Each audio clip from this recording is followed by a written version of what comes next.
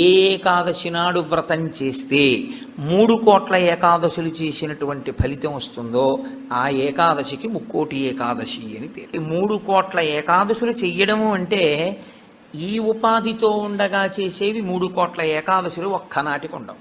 ఈ ఉపాధి కాకుండా పూర్వం పొందినటువంటి తిర్యక్ ఉపాధులు కానీ, హీనోపాధులు కానీ, జంతువులు మొదలైనటువంటి ఉపాధులు కానీ వాటికి ఏకాదశి వ్రతం లేదు. మరి 3 కోట్ల ఏకాదశులు నువ్వు చేసినట్టు అన్న ఫలితాన్ని మీకు ఎలా ఇస్తారు అంటే, ఈ శరీరంతో 3 కోట్ల ఏకాదశులు చేయడానికి కావలసిన నాళ్ళు బ్రతకడానికి ఆయుర్దాయాన్ని ఈశ్వరుడు నీకు ఇస్తే 3 కోట్ల ఏకాదశులు చెయ్యగలిగితే నిరంతరంగా ఎంత పెద్ద ఫలితం నీకు సంప్రాప్తిస్తుందో అంత పెద్ద ఫలితాన్ని ఈశ్వరుడు అనుగ్రహించి సంవత్సరంలో కనీసం ముక్కోటి ఏకాదశి చేసినటువంటి వాడి ఖాతాలో వేస్తాడు.